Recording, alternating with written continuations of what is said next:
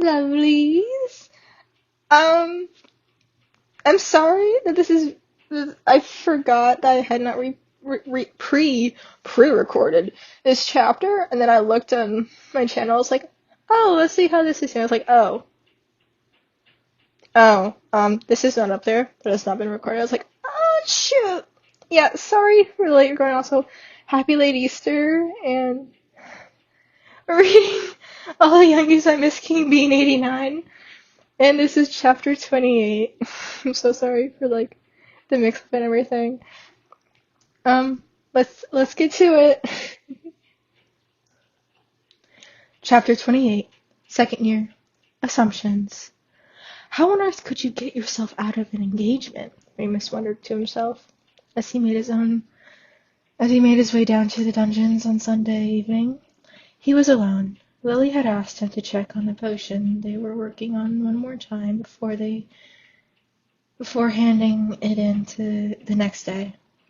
He personally thought it was overkill, but was also guiltily aware that Evans had so far done the lion's share of the work. Sirius's problem had been ticking away in the back of his mind all day. James had charged them all with coming up with a solution by Christmas, but Remus couldn't see what might be done. He never thought about engagement, or marriage, or family honor before. Those were all grown-up things. 13-year-old boys certainly weren't supposed to worry about them. But then, he supposed, finally turning the final bend in the staircase, nor were 12-year-old boys supposed to worry about transforming into monsters once a month. He sighed heavily, pushing the door to the potions classroom open. To his disgust, Severus Snape was in there already, stirring his own potion. Their eyes met, and Remus froze for a moment, before squaring his shoulders, raising his chin, and walking straight over to his own cauldron, choosing to ignore the other boy. But he couldn't help but notice that his potion was slightly different color than Snape's, which couldn't be a good sign. Theirs was a bold royal blue, much darker than it ought to be. Snape had obviously noticed, too. You need to add more lavender, he said nasally, not looking up from his stirring. At least another teaspoon. Yeah, right. Remus frowned. So if I'm going to take advice off you, I'm hardly going to ruin Lily's potion, am I? Snape spat back. Remus considered this. It was despite Severus's general unpleasant demeanor. The only other thing the Marauders knew about him was that he would do almost anything for Lily Evans. It was weird, but Remus wasn't one to judge anyone for being weird.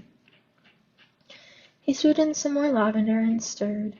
At once the potion took on a paler sky-blue hue, and a lovely dreamy aroma rose from it. Snape made a smug clicking noise with his tongue, and closed the lid on his own cauldron, getting ready to leave. "Hiya, Sev!" a voice came from the doorway. "Oh, Remus!" It was Lily.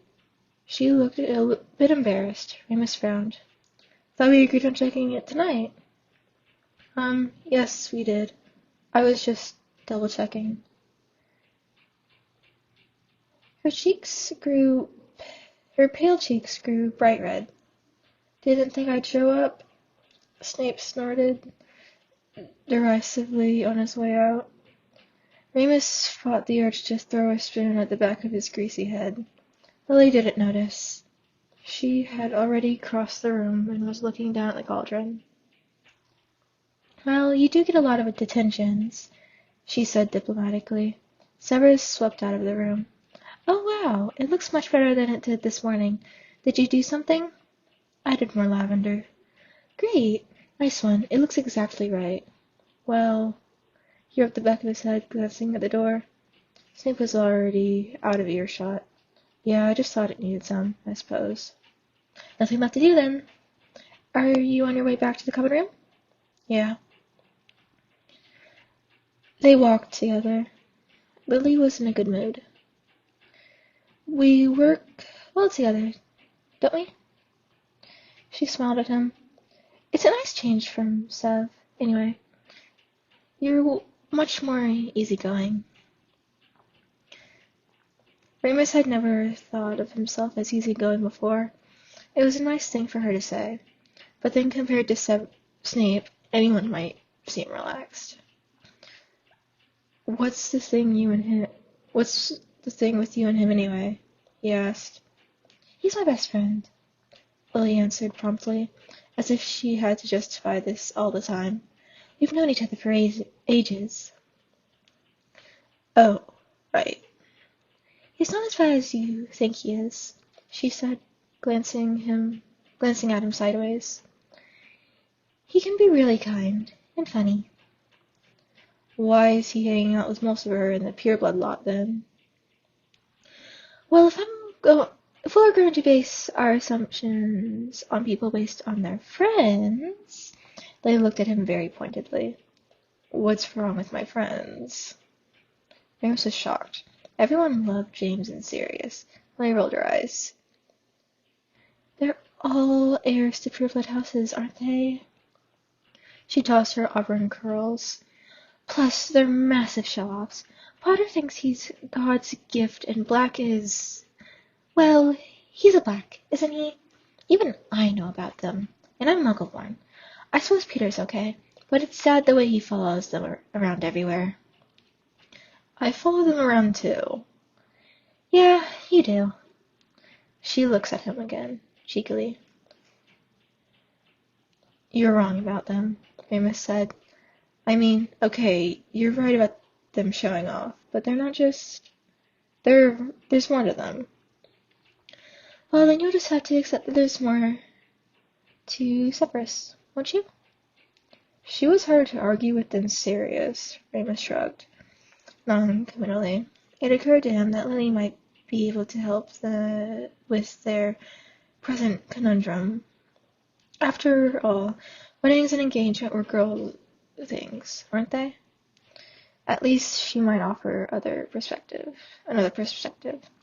Evans, he said thoughtfully, you're quite clever. Oh, cheers, very much. Sorry, I mean, you're cleverer than me. Much better. Much better.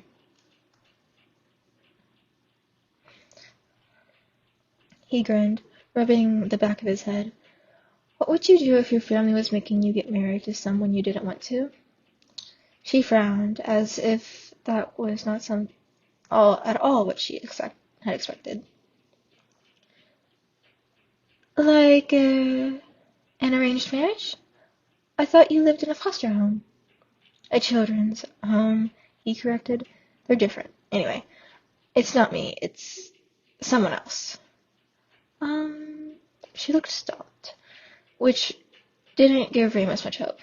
Gosh, I mean, it's not something my parents would ever do, but if they did, I'd be really angry, obviously, and hurt. Hurt? He asked, puzzled. Well, obviously, your parents are supposed to love you and want the best for you. Making a decision like that on your behalf is the complete opposite. Right, he nodded, though he didn't really understand. Well, this person doesn't really get on with their parents anyway. Even so, Lily shrugged. That doesn't mean they're not hurt by it. You should be able to trust the people who raised you. Oh, okay. Remus didn't know what to say to that. He had a horrible churning sensation in his stomach, a feeling he'd used to get when he called upon to read out loud. Lily hadn't noticed. They were almost at the common room now.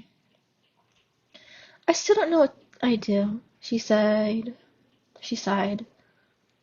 It's like the only option is to defy them, the parents, but that's going to cause all sorts of problems. Who's this about? Go on, tell me. Remus shook his head. Can't, sorry. Lily nodded. Understanding, Remus smiled at her. She had an immensely soothing presence.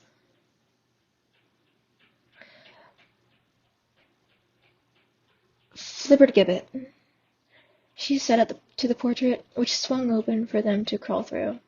James had not long returned from Quidditch practice, and was still in his red flying robes. He sat on one of the sofas, flicking Zonko's bursting beans into the fireplace, where they burst in a riot of color like miniature fireworks. Sirius lay on the rug beneath him, reading a book on hexes he'd brought from home. "All right, Lupin?" James grinned. Remus nodded to Lily and went over to his friends. The redhead went straight up to the stairs to the girls' dorm. Dumped us for Evans, have you?" James asked, smirking. "Potions," Remus replied. "Right, you're friends with her now." "Sort of," Remus shrugged. "She's all right. She hates you two." "What?" They both sat up, looking affronted. "But everyone likes us," Sirius said. "We're lovable rogues." "She thinks you're show-offs," James gasped dramatically. "How dare she? We'll have to win her over." "Why bother?" Sirius rolled over, returning to his book. "She's friends with Snivelus. She clearly has no taste." "Did she really say that?" James was asking Remus. He nodded. "She said you think you're God's gift." "What does that mean?" "It's a Muggle expression," Remus explained. "It means she thinks you're full of yourself." "She thinks that?" "Well," Remus looked at him, "you sort of are, to be honest." James laughed. Remus sat beside him, grabbing a handful of Zonko beans himself and flinging them into the fire, one by one. He and James shortly made a game of it, seeking who could create the biggest explosions by hitting the embers just right. "Forgot to say," James said, once the bag of beans was empty. "Got the owl from Dad today. He's spoken to McGonagall and got permission for us to have you over for Christmas."